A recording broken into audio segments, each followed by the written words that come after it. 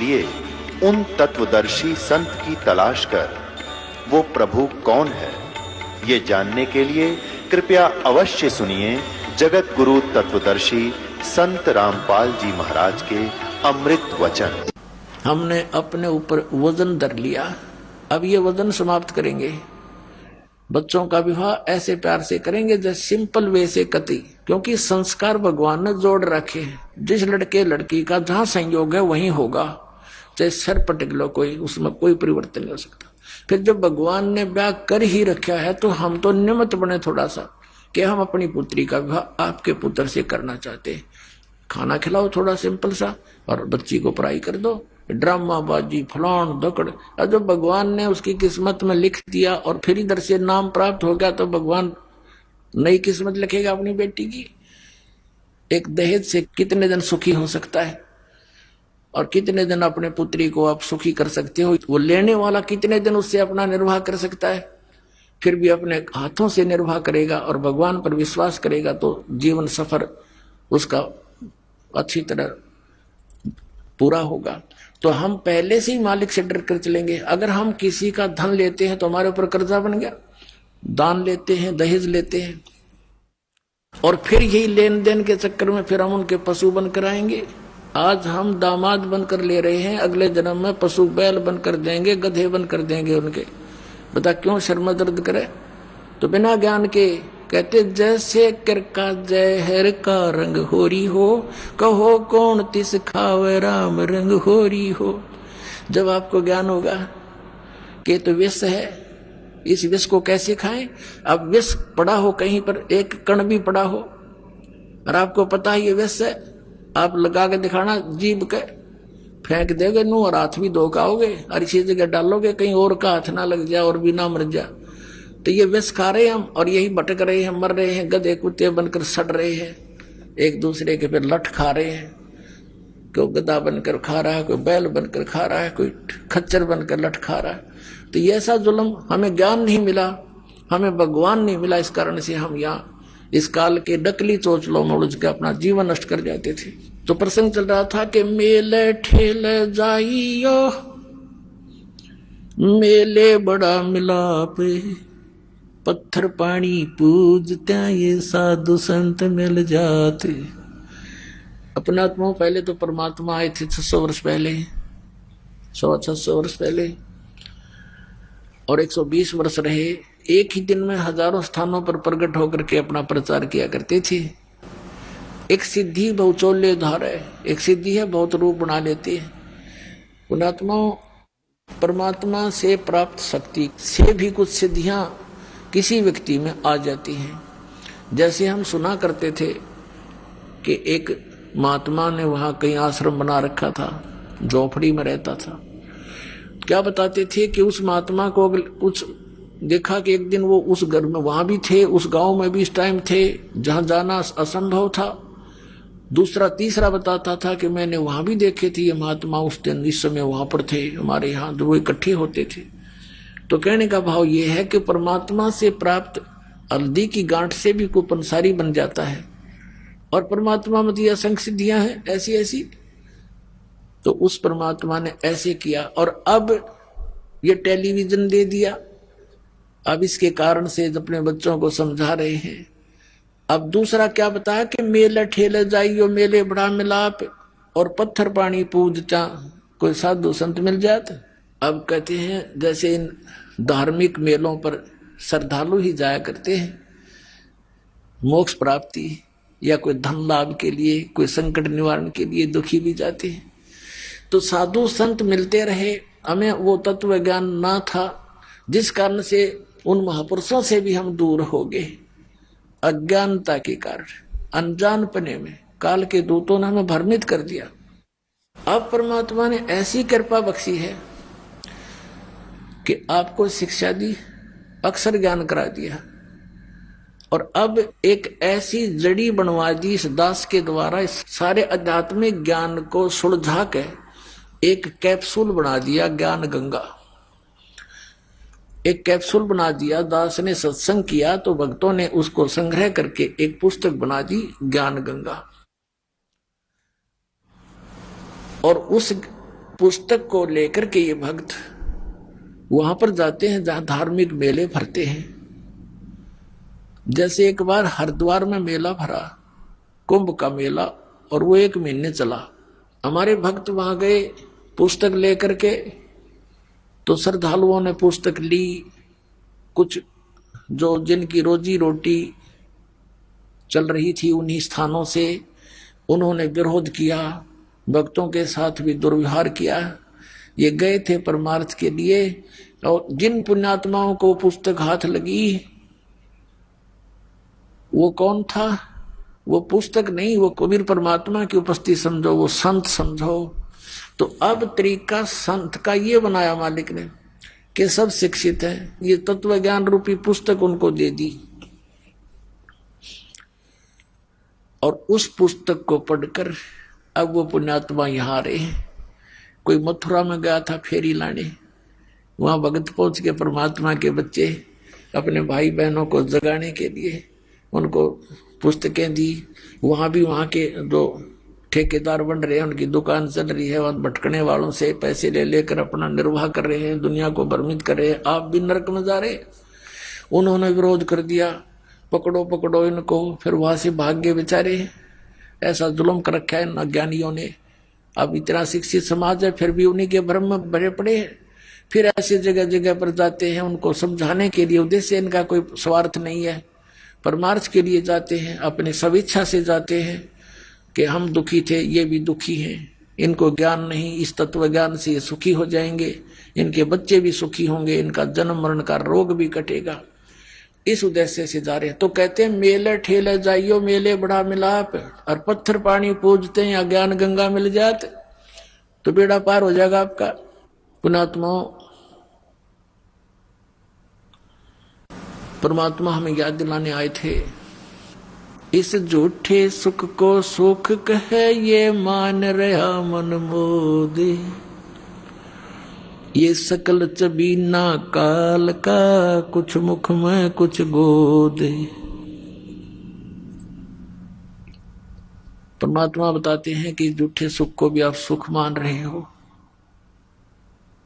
और ये यहां सब काल का आहार है, कुछ मुख में है कुछ गोदी में। अब परमात्मा ने बताया कि जिसको तुम परमात्मा मान रहे हो, परमेश्वर कबीर जी कहा करते थे कि जिसको तुम भगवान मानते हो ये भगवान नहीं है। श्रीमद् भगवत गीता अध्याय नंबर 15 के श्लोक नंबर 1 से 4 में, 16 और 17 में इस अध्यात्म मार्ग का बहुत सा ज्ञान सुलझाया है। अपने आत्माओं, ये जो तत्व ज्ञान रूपी जड़ी दास आपको दे रहा है, सत्संग सुना रहा है, इसी के आधार से यह पुस्तक बनी है। पहले भक्ति सौदागर को संदेश बनाया था 2 भागों में, फिर उसी को एज इट इज है वो नाम बदलना पड़ा, क्योंकि भक्ति सौदागर पुस्तक को सुनकर ये नकली डेरे वाले बिदकन लग गए कि यह पुस्तक नहीं लेनी है, ये पुस्तक नहीं लेनी है। तो बच्चा नाम बदल लिया कि अपनी जड़ी ये पहुंच जा भक्ता के तक। तो ये एक ऐसा ज्ञान सुलझा दिया। कबीर परमात्मा कहते हैं, कहा है मालिक ने कि 9 मन सूत उलझिया, ये ऋषि रहे जखमार, और सतगुरु ऐसा सुलझा दे उलझे ना दूजी बार। अब ये ज्ञान ऐसा सुलझा दिया, इस कलयुग में नहीं उलझेगा। भक्ति करेंगे सभी करेंगे, अब सदियों तक चलेगा ये भक्ति मार्ग, पूरे विश्व में जाएगा ये तत्व ज्ञान। सबको जरूरत है परमात्मा की, क्योंकि जब राजा भी दुखी होता है वो संतों के पास जाता है, और संतों से अपने राज्य में सुख की चाह करता है। वो संत क्या है, वो भी भगवान की भक्ति करके कुछ बैटरी चार्ज कर रहा है। हम सीधे उसी परमात्मा से, उसी भगवान के उस पंप के पास खड़े हैं जो हमारे अंदर सब हवा भर रहा है। तो इस प्रकार हम सीधे उस भगवान की शरण में आगे हैं, जिससे राजा भी अपने सुख की कामना करता है। तो आज हम उससे लाभ प्राप्त करेंगे और मोक्ष भी प्राप्त करेंगे। आगे चल करके बहुत समय बाद, ये हजारों वर्षों तक रहेगी, ये सब भक्ति का ज्ञान भी चलेगा और सभी भगवान को चाहने वाले व्यक्तियां भक्ति करा करेंगे। कोई भी व्यक्ति विकारी नहीं रहेगा, क्योंकि तम्बाकू, शराब, मांस ये मनुष्य का सबसे बड़ा शत्रु है। ये कति मूल नाश होगा इसका, देख लेना कुछ दिनों। और जो ये बकवाद हमने कोठी बनाई, बंगले बनाने में सारा जीवन बर्बाद कर दिया, रिश्वत ले लेकर, अपने आत्माओं जब जजों तक के ऊपर उंगली उठ रही है कि ये रिश्वत लेकर के अन्याय करते हैं, तो अंतालिया कति मानवता का नाश हो चुका है। राजनेताओं का देख लो, मंत्री और मुख्यमंत्री इन बड़े बड़े सेंटर के मंत्रियों के ऊपर वो जेलों में पड़े हैं। झूठे सच्चे तो समय आने पर पता लगेगा। तो यदि ये सच है तो क्या जीवन है जीव का? कहाँ जाए गरीब जनता जब हमारे रक्षक ही भक्षक बन बैठे हैं? तो ये अज्ञानता के कारण है। ये नहीं है कि और बाकी सारे ठीक से, जिसका वहां बैठकर दाव लगेगा कोई नहीं बख्शे। कोई का मतलब है कि अधिकतर हो चुके हैं, बहुतायत हो चुकी है ऐसे हमारे, लेकिन मिथ्या नहीं होते। ऐसी बात नहीं होती कि सभी बुरे नहीं होते, अच्छी आत्माएं हैं, उनकी कोई बसाती नहीं। गांव गांव में अच्छी आत्माएं हैं, जो वहां पर भी पंचायतों में विशेष न्याय प्राप्त नहीं हो रहा, अच्छी आत्मा वहां भी रोती है कि अब क्या करें, सब जगह बात बिगड़ चुकी है। तो अब ऐसी स्थिति आवेगी कि प्रभुता की भूख खत्म होगी। समय लगेगा, थोड़ा सा होगा इस ज्ञान से ही, और बहुत ज्यादा समय भी नहीं लगेगा, बहुत शीघ्र होगा, क्योंकि प्रचार बहुत अच्छी तरह हो रहा है। अपने आत्मा इस अच्छे मार्ग में है। एक ये दास है जो सत्य बता रहा है। इस दास को छोड़कर जितने भी संत हैं या पंथ हैं, वो अध्यात्म मार्ग से परिचित नहीं। उनके पास ये सत्य साधना नहीं, तत्व ज्ञान नहीं। अब जैसे पुण्यात्मा कितना ही अच्छा हॉस्पिटल हो और कितना ही नेक डॉक्टर बैठा हो बोलन में चालन में, लेकिन उसके पास ट्रीटमेंट उस रोग का है नहीं, तो खाक है वो हॉस्पिटल, और खा क्या है वो डॉक्टर। फिर कितना अच्छा हो, कितना अच्छा बोलता हो, उसने क्या करेंगे हम? तो कहने का भाव ये है कि ये जो जड़ी है जन्म और मरण के रोग का नाश करने की, ये सतनाम है। सतनाम 2 अक्षर का है, जिसमें एक ओम है और एक तत्सांकेतिक है, और फिर एक आदि नाम जिसको सार नाम कहते हैं। और प्रथम ये मंत्र जो 7 नाम आपको दिए जाते हैं, जिनमें बीच में 5 नाम है, और ये कंप्लीट कोर्स अब स्टार्ट करना था। परमात्मा ने कहा था कबीर साहब ने धर्मदास जी से कि धर्मदास तो 1,00,000 दोहाई, और ये सार शब्द की दबार न जाई। ये सार शब्द बार जो पढ़ी, बिचली पीढ़ी हंस नीतर ही। फिर क्या बताया दूसरे अध्याय में कि धर्मदास मोरी 1,00,000 दोहाई, ये मूल ज्ञान की दबार न जाई। मूल ज्ञान बार जो पढ़ी, ये बिचली पीढ़ी हंस नीतर ही। इस मूल ज्ञान को तू तब तक छुपाई जब तक 12 पंथ ना मिट जाए। अब अभी तक इसको छुपा के रखना था। ये मंत्र भी नहीं सार्वजनिक करने थे। आदरणीय नानक साहिब जी को भगवान मिले बेई नदी पर एक जिंदा महात्मा के रूप में, सचखंड लेकर गए। इसी तरह आदरणीय गरीबदास साहिब जी को मिले थे गांव छुडानी, जिला दद्दर, हरियाणा में। ऐसे आदरणीय गीसा दास साहिब जी को मिले थे गांव खेखड़ा, जिला मेरठ, उत्तर प्रदेश में। ऐसे आदरणीय दादू साहिब जी को मिले थे। ऐसे आदरणीय मरुकदास जी को मिले थे। ऐसे आदरणीय धर्मदास साहिब जी को मिले थे जिंदा महात्मा के रूप में। इनको सचखंड लेकर गए थे, फिर इनको वापस छोड़ा था, और इन सबको कह दिया था कि अभी इस सतनाम का तुम तो जाप करो, लेकिन अभी किसी को बताना नहीं। आप जी को दिखाया था कि भाई बाले वाली जन्म साखी में, समुद्र की साखी में, आदरणीय नानक साहिब जी स्वयं तो उस 2 अक्षर के मंत्र सतनाम का जाप कर रहे थे, लेकिन अपने शिष्य बाला और मर्दाना को कहा था तुम तो वाहे गुरु जपो। अब क्यों कहा था? क्योंकि आदेश था परमात्मा का कि ये पुण्यात्मा है। जैसे उन महापुरुषों ने 5 नाम स्टार्ट किए थे नानक साहिब जी ने, फिर आगे चलकर प्रत्येक धर्म के लोग जो अपने सोच से उनको छोड़ देते हैं, क्योंकि ये पांचों नाम इन हमारे कमलों के अंदर प्रधान विराजमान है। जैसे मूल कमल में गणेश जी, और जैसे स्वाद चक्र में सावित्री वर्मा जी, नाभिक कमल में विष्णु और लक्ष्मी जी, हृदय कमल में शिव और पार्वती जी, कंठ कमल में दुर्गा जी, ऐसे ये 5 नाम हैं। तो इन सब ने नो सोचा भी हमारे गुरुजी तो बात तो करते हैं सचखंड सतलोक की बताते थे वो तो, और तुम इन देवताओं की पूजाएं बताते हो। तो फिर उन्होंने इन पूजाओं को त्याग दिया और फिर केवल एक जो नानक साहब ने कहा था वाहे गुरु जाप करो, एक ओंकार कर्ता पुरुष निर्भव, ये पूरा सतनाम, ये महिमा है भगवान की। जैसे गायत्री मंत्र बना रखा है हिंदुओं ने, वैसे तो उसके सामने ओम मंत्र नहीं लगाना चाहिए, क्योंकि ये यजुर्वेद अध्याय नंबर 36 का मंत्र 3 है, इसमें ओम नहीं लगा है। इन्होंने अपनी सोच से जैसा बना रखा, अब विषय दूसरा, इसलिए यहाँ आगे नहीं बढ़ाएंगे इसको।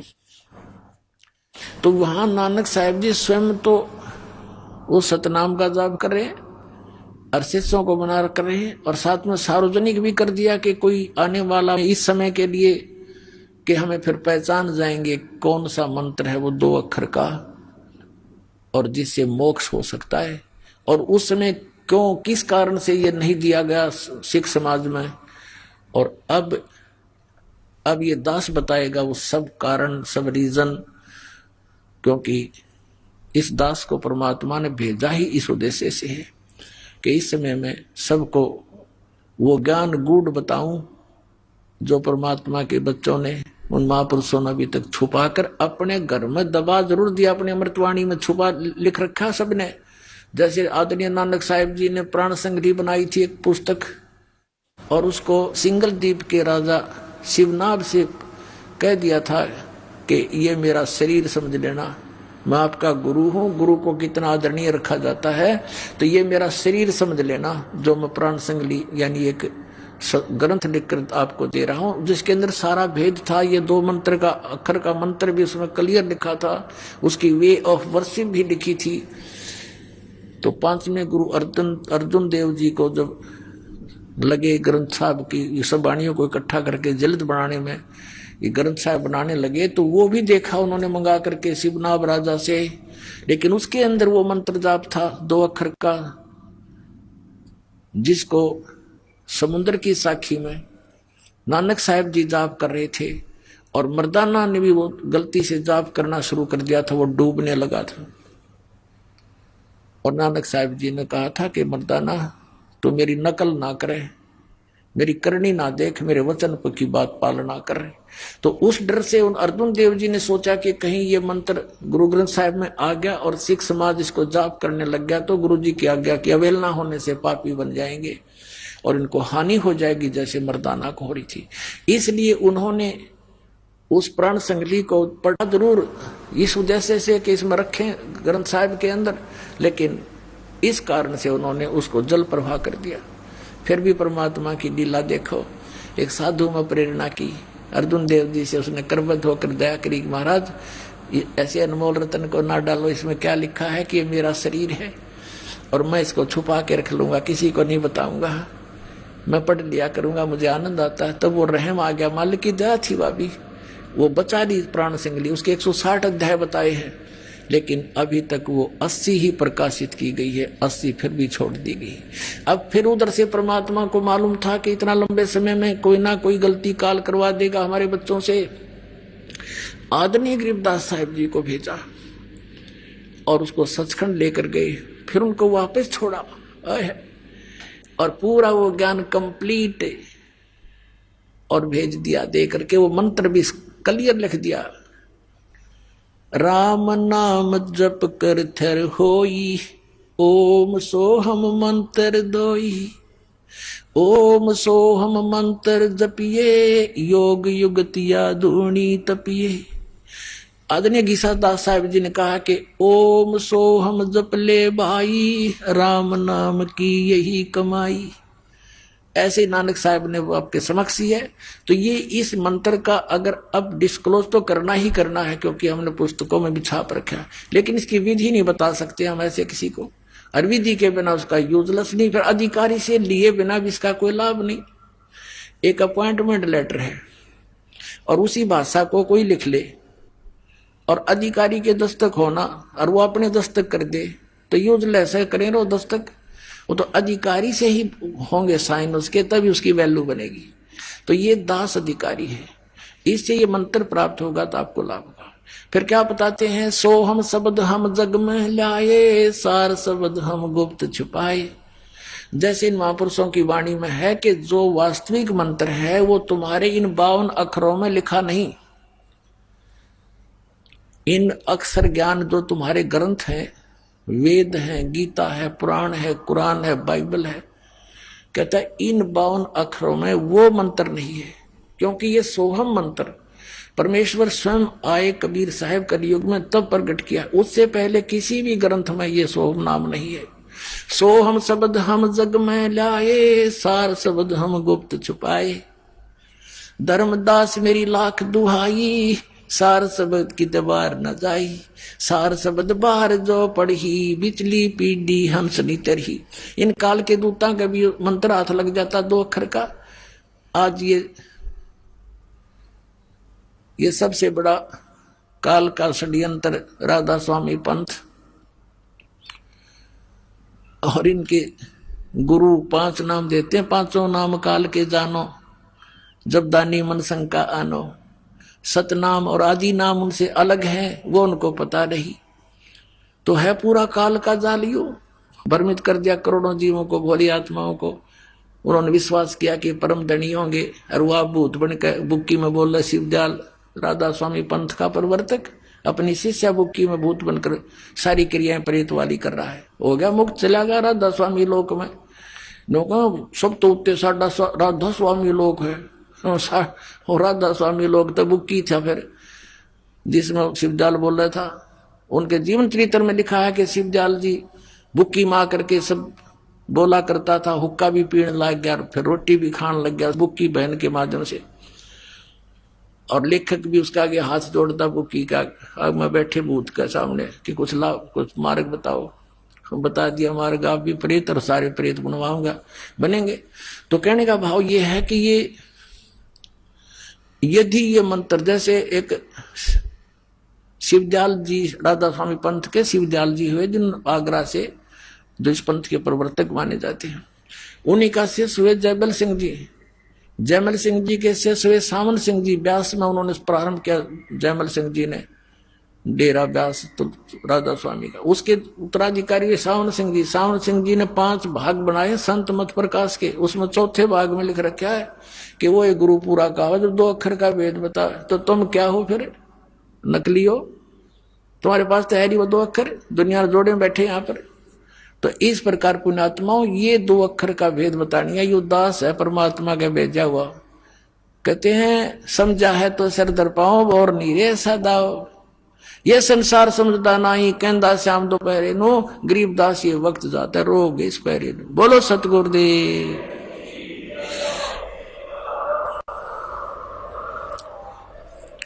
परम पिता परमात्मा पूर्ण ब्रह्म, सारी सृष्टि के रचनहार, कुल मालिक कबीर परमेश्वर जी की असीम कृपा से है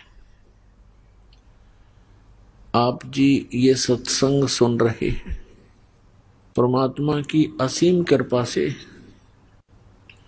ऐसा संयोग, ऐसा योग जुड़ा करता है, ऐसा शुभ अवसर प्राप्त होता है। मानुष जन्म, फिर पूरे संत की शरण, पूर्ण परमात्मा की शरण, ये असंख्य युगों के बाद ये संयोग जुड़ा करते हैं जो आज आप जी को वो समय प्राप्त है। पुण्यात्माओं, डॉक्टर को ज्ञान होता है कि पेशेंट को कितनी राहत मिल रही है। डॉक्टर कहता है कि आपका सौभाग्य है, आप समय पर पहुंच गए, अन्यथा ये रोग भयंकर हो जाता। यदि और परमात्मा 100 वर्ष लेट कर देते तो ये भयंकर रोग हो जाता। पृथ्वी से परमात्मा का नामो निशान मिट जाता, पूरा विश्व चीन जैसा नास्तिक हो जाता। तो पुण्यात्मा, अब ये पुनः भक्ति एक बार फिर से मानो समाज में प्रवेश होगी। परमात्मा की असीम रजा से यह समय आप जी को प्राप्त हुआ है। परमात्मा कौन है, वो कैसा है, और वो किस स्थान पर रहता है, या उसका कोई स्थान विशेष है ही नहीं, जैसा कि निराकार कहा जाता था। परमात्मा की हमें आवश्यकता किस लिए है, हम क्यों खोज रहे हैं, क्यों हम पहाड़ों पर कठिन कठिन जंगलों में भयंकर बियाबान में भटक रहे हैं, कहीं गुफाओं में बैठे हैं, पता नहीं कहां कहां ऊंची पहाड़ियों पर परमात्मा की खोज कर रहे हैं। तो उसकी आवश्यकता क्या है, और यदि परमात्मा की हम आवश्यकता महसूस करते हैं तो वो मिले कैसे। इन सभी प्रश्नों का उत्तर आज से 600 वर्ष पहले परमात्मा कबीर जी स्वयं बता कर गए थे,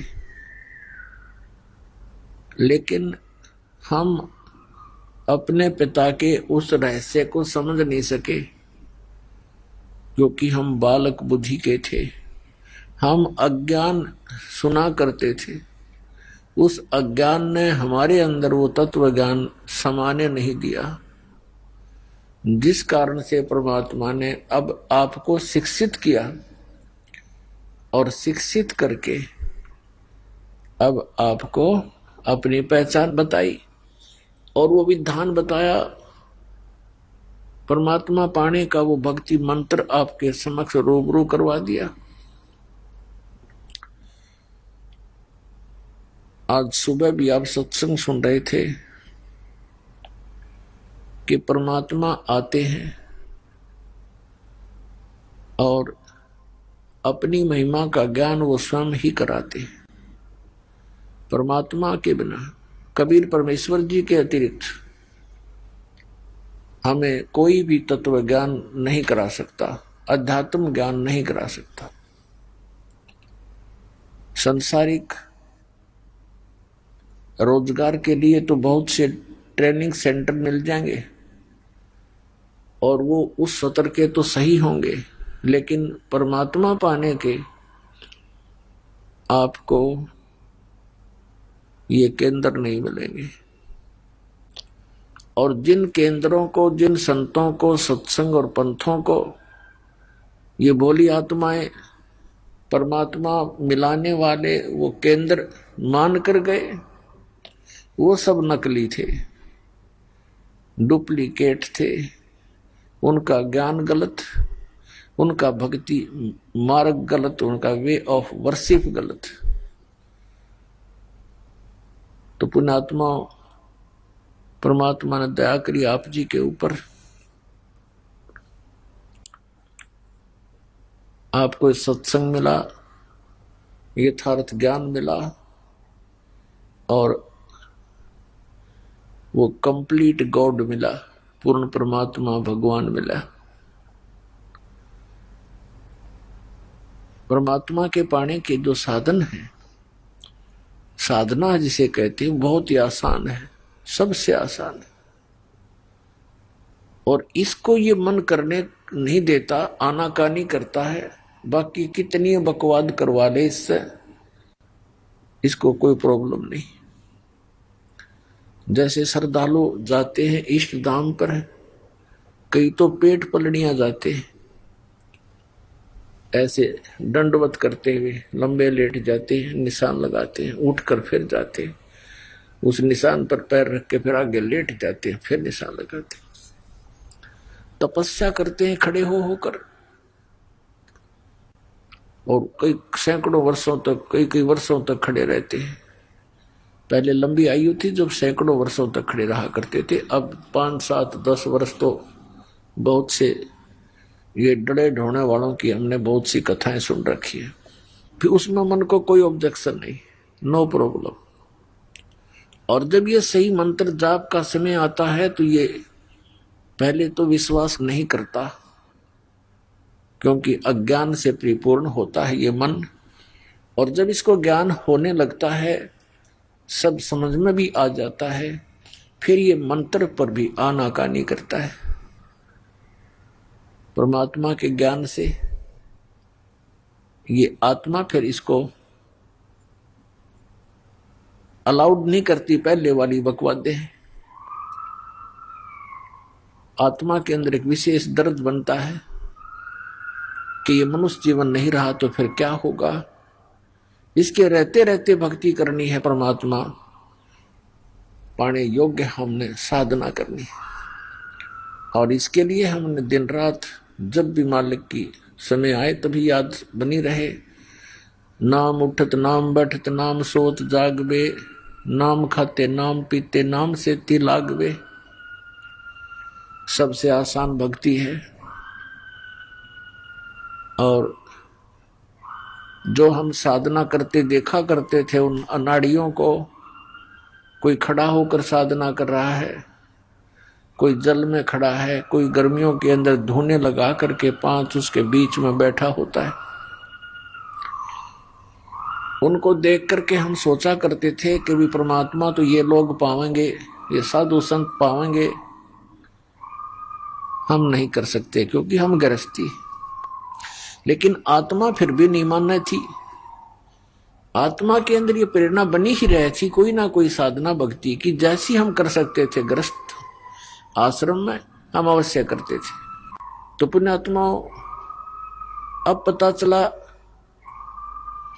कि जो साधनाएं वो लोग किया करते थे वो ड्रामेबाज थे, उनको आध्यात्म ज्ञान नहीं था, अनाड़ी गुरु थे उनके जो हठ योग करवाया करते थे। तो पुण्यात्माओं, अब पता चला कि जो साधनाएं वो लोग किया करते थे वो ड्रामेबाज थे, उनको आध्यात्म ज्ञान नहीं था, अनाड़ी गुरु थे उनके जो हठ योग करवाया करते थे।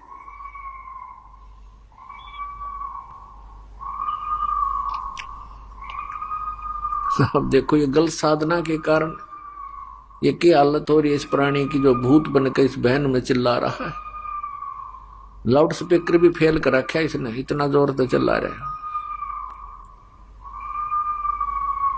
अपने आत्माओं, ऐसी दुर्गति प्राणियों की हम सभी की कई कई बार होली। सत साधना ना मिलने से और मनमुखी मनमाने आचरण करने से हम ऐसे ही असंख्यों बार अपने जीवन को बर्बाद करके चले गए। मानुष जन्म दुर्लभ है ये मिले न बारंबार, तरवर से पत्ता टूट गिरे वो बहोर न लगता डारे। परमात्मा कहा करते, गुण तीनों की भक्ति में ये भूल पड़ो संसार, कहे कबीर निज नाम बिना कैसे उतरो पार। तीन देव की जो करते भक्ति, उनकी कदे ना होवे मुक्ति। हमारे परमपिता परमात्मा कबीर साहब जी 600 वर्ष पहले ये आवाज लगाया करते थे कि तीन देव की जो करते भक्ति, उनकी कभू ना होवे मुक्ति। गुण तीनों की भक्ति में ये भूल पड़ो संसार, कहे कबीर निज नाम बिना कैसे उतरो पार। ये शब्द पुण्यात्माओं जो आज दास ढोल के डंके पे इंटरनेशनल चैनल पर बोल रहा है, आज से अगर 20 वर्ष पहले भी ये बोल दिए जाते तो ये खड़दू उतरवा देते नकली संत और पंथ और ये नकली मंडलेश्वर गुरु ब्राह्मण। आज शिक्षा का हमें एक विशेष लाभ ये हुआ है कि हम अपने सदग्रंथों को पहचान रहे हैं। 600 वर्ष पहले परमात्मा ने ये सत्य बोला था, जिसका इतना बड़ा बवंडर बनवा दिया उन नकली गुरु और पीरों ने, ब्राह्मण और मंडलेश्वरों ने, कि कबीर झूठ बोलता है। ये क्या जाने सदग्रंथों के विषय में। और वो जो परमात्मा आज से 600 वर्ष पहले कहा करते थे, जो ज्ञान परमात्मा आज से 600 वर्ष पहले बताया करते थे, आज हमारे सभी सदग्रंथों में विद्यमान पाया। परमात्मा क्या कहा करते थे? धर्मदास ये जग बोरा ना, कोई न जाने पद निर्वाणा, यही कारण मैं कथा पसारा, जग से कहिए एक राम नियारा है। परमात्मा कहते थे धर्मदास सुन अमर कहानी, अपनी महिमा हम आप बखानी। कि ये अमर कहानी सुन ले, हमने अपनी महिमा आप बतानी पड़ी। धर्मदास ये जग बोरा ना, कोई न जाने पद निर्वाणा, यही कारण मैं कथा पसारा, जग से कहिए राम नियारा। यही ज्ञान जग जीव सुनावो, सब जीवों का भरम नसावो। अब मैं तुमसे कहूं चिताई, त्रिदेवन की उत्पत्ति बाई। कुछ संक्षेप कहूं गहुराई, सब संशय तुम्हारे मिट जाई। भरम गए जग वेद पुराना, आदि राम का भेद न जाना। राम राम सब जगत बखाने, आदि राम कोई बिरला जाने। ज्ञानी सुने सो हृदय लगाई, मूर्ख सुने तो गम ना पाई। परमेश्वर कबीर साहिब जी कहा करते थे, आज से 600 वर्ष पहले परमात्मा ने ये ज्ञान अपनी प्यारी आत्मा धर्मदास साहिब जी को सुनाया था। आपको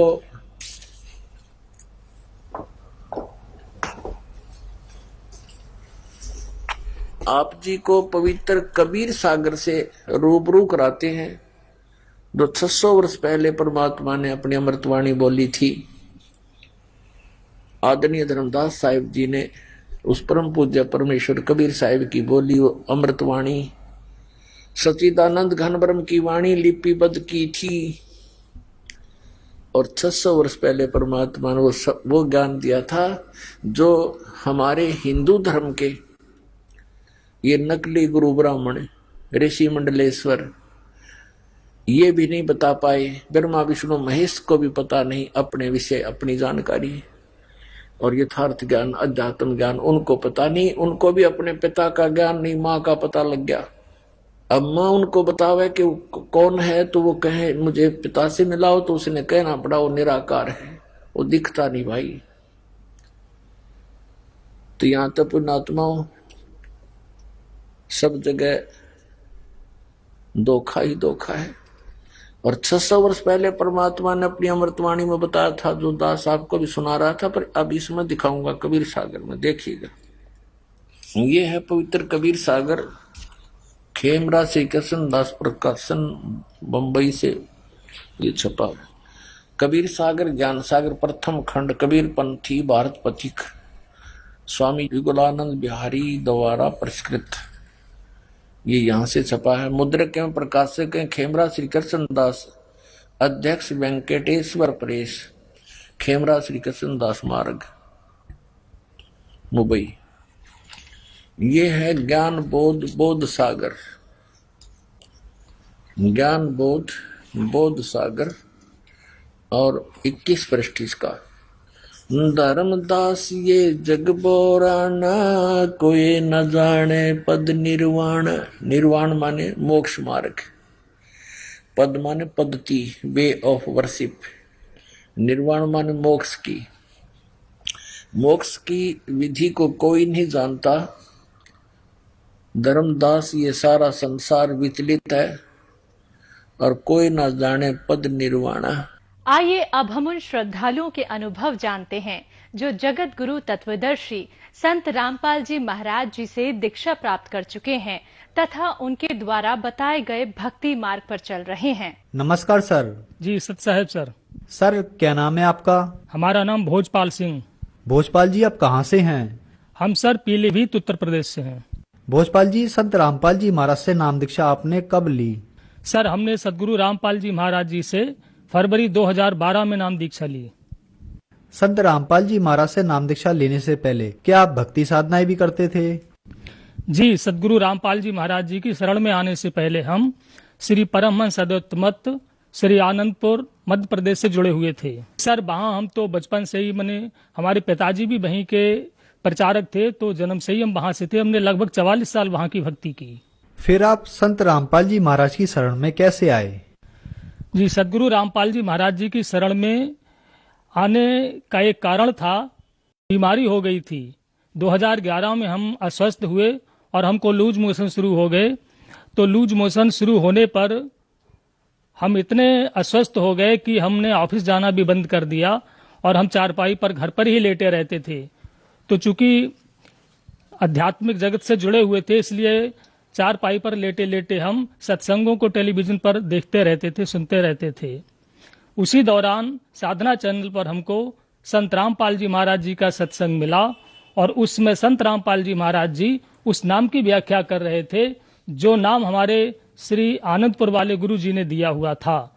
उस नाम के आकर्षण से हमने संत रामपाल जी महाराज जी के सत्संग को सुनना शुरू कर दिया और सुनते सुनते उस समय श्री सदगुरु रामपाल जी महाराज जी का सत्संग 3 घंटे का आता था, शनिवार और रविवार के लिए। तो हमने पूरा सत्संग श्री रामपाल जी महाराज जी का सुना और सुनने के बाद में हमने अपने पिताजी को भी बुलाया जो प्रचारक थे श्री आनंदपुर के, उन्होंने भी सुना। और सुनने के बाद में इतनी जिज्ञासा उत्पन्न हुई हमारे पूरे परिवार के अंदर कि हम लोग अगले दिन सदगुरु रामपाल जी महाराज जी के सत्संग के आने का इंतजार करने लगे। जैसे ही अगले दिन गुरु जी का सत्संग शुरू हुआ संत रामपाल जी महाराज जी का, तो पूरा परिवार हमारा आकर के वहां बैठ गया। तो संत रामपाल जी महाराज जी के सत्संग के दौरान हमने गुरु जी का जो प्रवचन सुना। संत रामपाल जी महाराज जी ने अपने सत्संग के दौरान बताया कि इस पृथ्वी पर यदि कोई संत है तो मैं ही हूं और मैं ही कबीर परमात्मा का अवतार भी हूं। इस बात को सुनकर के पहले तो हमको हैरानी हुई, लेकिन चूंकि हम पहले भी बहुत धार्मिक और आध्यात्मिक पुस्तकों का अध्ययन किए थे और हम अपने को बहुत ज्यादा अध्ययन किया हुआ भी मानते थे, तो हमने इन सब चीजों का वेरिफिकेशन किया और संत रामपाल जी महाराज जी की एक एक बात को सत्य पाया।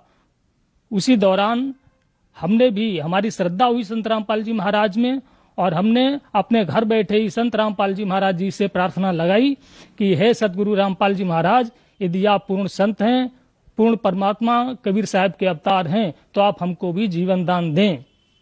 उसके बाद धीरे धीरे बिना किसी डॉक्टर की दवा लिए हुए हमें लाभ होता चला गया और हम इतने स्वस्थ हो गए कि ऑफिस भी जाने लगे।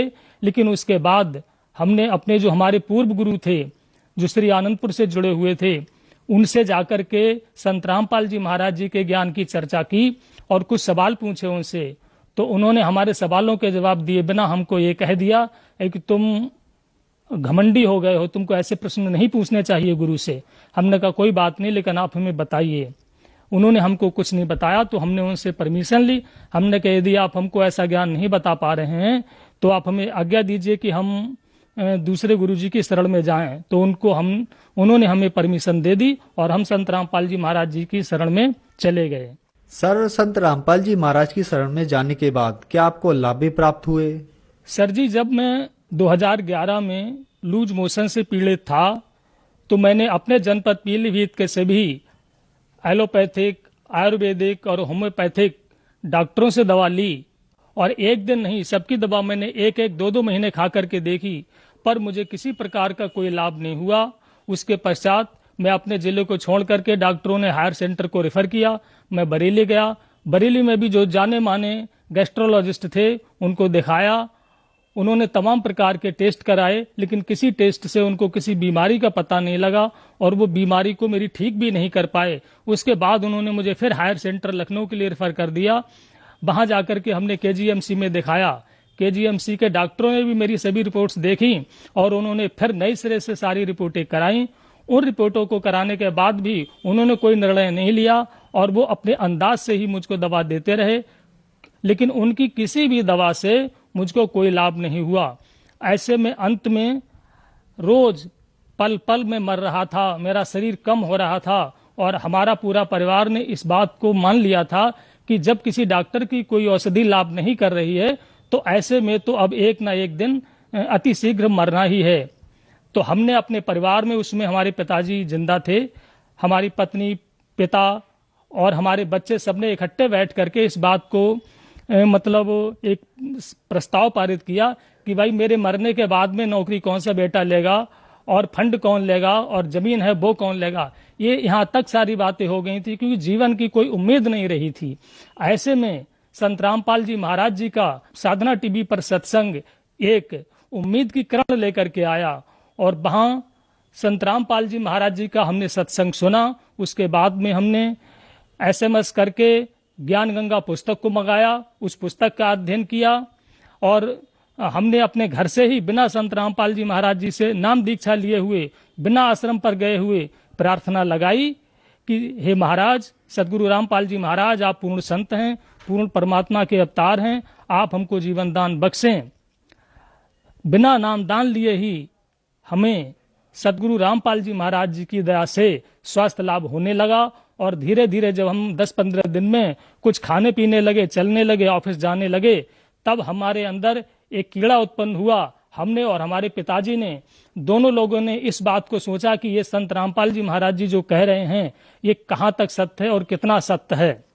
फिर हमने शास्त्रों को मिलाया, अध्ययन किया और अंत में ये पाया कि ये बिल्कुल ठीक कह रहे हैं। तब हम और हमारा पूरा परिवार बरवाला आश्रम के लिए पीलीभीत से रवाना हुए। इसमें एक दिलचस्प मैं घटना बताना चाहूंगा भगत जी कि जब हम बरवाला आश्रम जा रहे थे तो हमको रास्ता नहीं मालूम था। हम दोपहर के बाद अपनी पीलीभीत से चले थे तो रात के लगभग 2-2:30 बजे हम जींद में पहुंचे। तो वहां पहुंचने के बाद भगत जी रात में हमने वहां पर एक व्यक्ति खड़ा हुआ था, उससे रास्ता पूछा तो उसने कहा जी हम भी सत्संग में चल रहे हैं, हमें भी लिए चलो। हमने कहा ठीक है, आप भी हमारी गाड़ी में बैठ जाइए। लेकिन हमको पता नहीं था ये बंदा कौन है। तुरंत ही, ये तो मुझे बाद में पता लगा कि जिस दरोगा ने आकर के हमारी गाड़ी को रोका वो और कोई नहीं, संत रामपाल जी महाराज जी थे। उन्होंने आकर के पूछा, बोले भाई इस लड़के को आपने गाड़ी में बैठा लिया, आप इसे जानते हैं? हमने कहा जी नहीं जानते हैं। बोले फिर आपने इसे क्यों बैठा लिया? और उसके बाद में वो दरोगा जी उस लड़के से पूछने लगे, भाई तू कौन है, तेरा क्या नाम है? तो उसने अपना नाम बताया। लेकिन उस दरोगा जी ने कहा, बोले भाई ऐसा कर, अपना ये साल हटा और अपनी पगड़ी खोल। तो जब उसने अपनी साल हटाई तो वो लड़का नहीं वो लड़की निकली। तो हम उस रहस्य को नहीं समझ पाए, हमने ये क्या बात है। हमको उन्होंने डांटा दरोगा जी ने, बोले जिसको आप जानते नहीं हैं आपने गाड़ी में उसे क्यों बैठा लिया? तो हमने कहा सॉरी सर। और हमने कहा कोई हमारे लिए आदेश? बोले नहीं कोई आदेश नहीं, आप जाइए जहां जा रहे हैं। वहां से जब हम चले तो हमको फौरन मैंने इस बात का आइडिया हो गया हमने कि कोई यहाँ पर हमारे साथ दुर्घटना घटित होने वाली थी। जैसे ही हम लगभग 1 किलोमीटर वहां से गाड़ी पे चले तो 8-10 लड़के बीचों बीच रोड पर खड़े हुए थे और उन्होंने हमको हाथ दिया। लेकिन हमने अपने ड्राइवर को कहा, भाई गाड़ी मत रोकना, भले ही चाहे कोई नीचे आ जाए, बाद में सब देख लेंगे। और इस तरीके से वो जो लड़की हमारी गाड़ी में लड़का बन करके बैठी थी, उस गिरोह का सदस्य थी, वो हमारी गाड़ी लूटने के लिए थे। तो हम आश्रम पर पहुंचे तो हमने देखा, हमने कि दरोगा जी तो वही हैं। सतगुरु रामपाल जी महाराज जी को हमने देख करके पहचान लिया। उसके पश्चात सर जी हमारे बेटे ने नामदान ले लिया सतगुरु रामपाल जी महाराज जी से, हमारे पिताजी ने ले लिया, हमारी बहन ने ले लिया, और हम उस समय तक नामदान नहीं ले पाए, पर हम दर्शनों की लाइन में लग गए थे। लूज मोशन हमारा ठीक हो गया था संत रामपाल जी महाराज जी से, मतलब नामदान लेने से पहले प्रार्थना करने मात्र से ठीक हो गया था। एक बात मैं और बताना चाहूंगा कि मैं राजनीति करता था तो मेरे अंदर सभी एक नेता वाले अवगुण भी मौजूद थे उस समय, और मुझे क्रोध भी बहुत आता था और सत्ता की मतलब हनक भी मेरे अंदर थी। तो मैंने कहा ऐसा भी कहीं होता है। लेकिन फिर मैं बताना चाहूंगा आपके लिए कि संत रामपाल जी महाराज जी रूप बदल करके आए और उन्होंने मेरा हाथ पकड़ा और वहां ले जाकर के मुझे जहां नामदान मिलता है वहां ले जाकर के बैठाल दिया और बोले कि नहीं पहले नामदान लो। सर जी फिर मैंने नामदान लिया। उसके बाद नामदान लेने के बाद में जब हम आश्रम से अपने घर के लिए चले तो फिर मैंने गलती कर दी। जैसे ही आश्रम से बाहर निकले तो मेरे मित्र भी साथ में थे गाड़ी में, मैंने अपने मित्र को कुछ अपशब्द कह दिए। वहां से चलने के लगभग 15-20 मिनट के बाद में ऐसा हुआ कि मेरी आंखें एकदम आ गईं, जिनको आंखों का दुखना कहते हैं। कंजक्टिवाइटिस मुझको हो गया और 10-15 मिनट के अंदर मेरी आंखों से पीप निकलने लगा, पस पड़ गया, आंखों में पस निकलने लगा। तो मैं एकदम घबरा गया। लेकिन संत रामपाल जी महाराज जी की ऐसी कृपा थी कि जिस समय मुझको प्रथम मंत्र महाराज जी के द्वारा दिया गया मुझको तत्काल ही वो याद हो गया। तो उस समय जब मुझको मेरी आंखों से पस निकलने लगा, पानी निकलने लगा, मुझे दिखना बंद हो गया, गाड़ी में बैठे बैठे मैंने संत रामपाल जी महाराज जी द्वारा दिया हुआ प्रथम मंत्र का जाप किया। तो मैं खुद इस बात से अचंभित था कि मुझको 2-2.5 घंटे के बाद मेरी जैसे आंखें पहले स्वस्थ थीं तुरंत हो गई। क्योंकि मैं होम्योपैथिक का एक डॉक्टर भी था छोटा मोटा, तो मुझे मालूम था कि कोई ऐसी दवा नहीं है कि जो 2 घंटे में किसी की भी आंख को ठीक कर दे। तो मैं इसके लिए संत रामपाल जी महाराज जी के चरणों में दंडवत प्रणाम करता हूँ। फिर मैं घर आया तो घर आकर के चूंकि अभी मैं भगत नहीं बन पाया था, नामदान मैंने अवश्य ले लिया था, मेरे अपने बच्चे से हार्ट अटैक हो गई थी। उस दौरान भी मैंने कुछ अपशब्दों का प्रयोग किया। रात में मेरी नाक से ब्लीडिंग होने लगी, मुझको ब्रेन हेमरेज हो गया था। और ब्रेन हेमरेज होने पर मेरे बच्चों ने मुझे ईएनटी हॉस्पिटल में भर्ती कराया। मेरी हालत को देख करके डॉक्टर भी घबरा गया, लेकिन उसने कहा कि चलो हम भर्ती कर लेते हैं। उन्होंने भर्ती किया और भर्ती करने के बाद में उन्होंने मेरी नाक के अंदर 2 मीटर पट्टी डाल दी और बहुत बुरी स्थिति मेरी हो गई थी। मेरे ऑफिस के जितने भी लोग देखने वाले पहुंचे वो ये कह रहे थे कि भोजपाल का अब बचना मुश्किल है। पर संत रामपाल जी महाराज जी से मेरे बेटे ने फिर प्रार्थना लगाई और वहां से उत्तर आया कि परमात्मा दया करेंगे। तो 3 दिन के अंदर ही, जहां डॉक्टर को उम्मीद नहीं थी, मुझको उस ब्रेन हेमरेज की बीमारी से छुटकारा मिला, मैं ठीक हो गया। डॉक्टर ने बताया था कि आपको ब्रेन हेमरेज हुआ, नहीं तो डॉक्टर को उम्मीद नहीं थी कि ये बच भी पाएंगे। लेकिन मैं राजनीतिक व्यक्ति था तो इसलिए वो मुझे एडमिट करने से मना भी नहीं कर पाए और उन्होंने जिला अध्यक्ष के दबाव में आकर के मुझको एडमिट कर लिया। तो जब मेरे बेटे ने संत रामपाल जी महाराज जी के दरबार में प्रार्थना लगाई कि हमारे पापा इस तरह से बहुत ज्यादा गंभीर बीमार हैं, तो वहां से उत्तर मिला कि परमात्मा दया करेंगे और संत रामपाल जी की दया से मैं ठीक हो गया। इस बात से डॉक्टर भी अचंभित था, क्योंकि जब मेरे बच्चे डॉक्टर के पास में मेरे ठीक होने के बाद में गए, क्योंकि मुझे ऑफिस से मेडिकल का रिम्बर्समेंट मिलता है, तो बिल पर साइन कराने के लिए गए तो डॉक्टर ये कह रहा था, बोले बेटे एक बात बताओ, तुम्हारे पापा ठीक कैसे हो गए? हमने तो सोचा था कि अब ये ऐसे ही चले जाएंगे, और हम तो केवल कुछ नहीं एक ड्रिप चढ़ा दिए और उनको 1-2 गोली पैरासीटामोल वगैरह की ऐसी देते रहे। बोले हमें मालूम था कि बचना नहीं है, लेकिन आप लोगों के दबाव में हमने ऐसा उनको एडमिट कर लिया, लेकिन वो ठीक हो गए। तो हमारे बच्चे इनका बोले तो बंदी छोड़ सतगुरु रामपाल जी महाराज की दया है डॉक्टर साहब, आप नहीं समझ पाओगे जी। और एक लाभ मैं और बताना चाहूंगा कि मेरे पिताजी जो श्री आनंदपुर मतलब श्री परमहंस अद्वैत मत ट्रस्ट के प्रचारक भी थे। मैं अपने पिताजी से कहता था कि भाई पिताजी आप एक बात बताओ, आप इतने बड़े भक्त हो कि आपके बिना वहां का कोई सत्संग नहीं होता है, लेकिन आप जब वहां सत्संग सुनाकर बाहर निकलते हो तो बीड़ी जरूर पीते हो। तो मेरे पिताजी ने कहा कि बोले हाँ ये तो अवगुण है मेरे अंदर। मैंने कहा फिर आप छोड़ते क्यों नहीं हो? उसमें हम वहीं जुड़े हुए थे श्री आनंदपुर जी के गुरु जी से। तो उन्होंने कहा कि छोड़ने की तो मैं बहुत कोशिश किया हूं, कई बार छोड़ा भी है, लेकिन मैं फिर से शुरू कर देता हूं। तो मैंने कहा कि फिर ऐसे कुछ नहीं होगा। लेकिन मुझे भी इस बात का ताज्जुब है कि जब मेरे पिताजी संत रामपाल जी महाराज जी की शरण में आए तो उन्होंने बिना कहे और एक ही बार में बीड़ी छोड़ दी और उसके बाद फिर उन्होंने कभी बीड़ी को हाथ से तक नहीं छुआ। सर, संत रामपाल जी महाराज से नाम दीक्षा लेने के बाद आपको बहुत सारे लाभ प्राप्त हुए। आप और आपके पिताजी तो परमहंस जी से बहुत सालों से जुड़े रहे और प्रचारक भी रहे, लेकिन इसके बावजूद उनका नशा नहीं छूट पाया। और संत रामपाल जी महाराज से नाम दीक्षा लेने के बाद आप लोगों का नशा छूट गया। तो सर, संत रामपाल जी महाराज के पास ऐसी क्या दवाई भक्ति है जो इतने सालों का नशा संत रामपाल जी महाराज से जुड़ने के बाद एकदम से छूट जाता है? सर जी, सदगुरु रामपाल जी महाराज जी के पास में जो सबसे बड़ी दवाई है वो है सतनाम।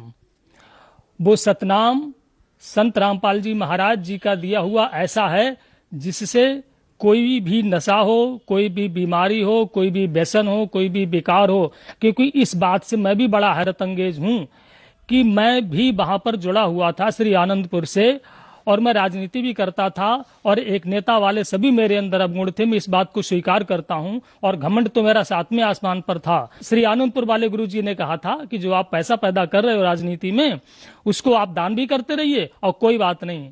लेकिन जब मैं सदगुरु रामपाल जी महाराज जी की शरण में आया तो रामपाल जी महाराज जी ने सीधे कह दिया, बोले बेटे एक काम करो, या राजनीति करो या भक्ति करो। तो मुझे तो जीवन दान चाहिए था, मोक्ष चाहिए था, क्योंकि पहले से ही आध्यात्मिक था। तो मैंने तो संत रामपाल जी महाराज जी की बात को स्वीकार कर लिया, राजनीति छोड़ दी और मैं सीधे सीधे भक्ति में आ गया। सर, जो दर्शक आज आपको देख रहे हैं, आप उनके लिए क्या संदेश देना चाहेंगे? सर जी, जो भी दर्शक आज मुझको देख रहे हैं उनको संदेश नहीं, संदेश तो परमात्मा देते हैं। दास इस बात की प्रार्थना करना चाहेगा। देखिए, पहले भी मैं गुरुजी की शरण में था, लेकिन श्री आनंदपुर वाले गुरुजी ने ये नहीं बता पाया कि परमात्मा कौन है। वो सब देवी देवताओं की भी भक्ति कराते रहे और अपने नाम का जाप भी कराते रहे। पर यहाँ संत रामपाल जी महाराज जी की शरण में आने पर पता लगा कि पूर्ण परमात्मा कबीर साहब जी हैं और कबीर साहब की भक्ति किए बिना किसी का मोक्ष नहीं हो सकता है। तो इसीलिए मैं सभी दर्शकों से प्रार्थना करना चाहता हूं कि पूर्ण परमात्मा की शरण पर आने पर ही मोक्ष होगा, और वो पूर्ण परमात्मा का संदेश संत रामपाल जी महाराज जी इस पृथ्वी पर लेकर के आए हैं। यदि परमात्मा चाहिए, मोक्ष चाहिए, आवागमन से मुक्ति चाहिए, तो ये कहीं नहीं मिल पाएगा। क्योंकि मैंने बहुत ढेर सारे संतों से वार्ता करी है और उनके इंटरव्यूज लिए, उनसे डिस्कस किया है, ज्ञान चर्चा की है, पर ऐसा ज्ञान मुझको कहीं नहीं मिल पाया जो यहाँ मुझको मिला है। तो संत रामपाल जी महाराज जी की शरण में जो मिला है, बरवाला आश्रम पर मिला है। इसलिए आप अपने जीवन को सफल बनाने के लिए सदगुरु रामपाल जी महाराज जी की शरण में आए। सर, संत रामपाल जी महाराज की शरण में कैसे आ सकते हैं? सदगुरु रामपाल जी महाराज जी की शरण में आने के लिए बहुत आसान तरीका है। साधना चैनल पर तथा बहुत और कई चैनलों पर भी सदगुरु रामपाल जी महाराज जी का सत्संग आता है। साथ में वहां पर एक पीली पट्टी चलती रहती है, उस पर आश्रम के नंबर डिस्प्ले होते रहते हैं। उन किसी भी नंबर पर आप फोन करके मालूम करेंगे तो आपके जिले के जो नजदीकी नामदान केंद्र हैं उनके बारे में आपको पूरी जानकारी दे दी जाएगी। वहां जाकर के आप संत रामपाल जी महाराज जी से नाम दीक्षा ले सकते हैं और अपना जीवन सफल कर सकते हैं। धन्यवाद सर। सत साहेब सर, सत साहेब।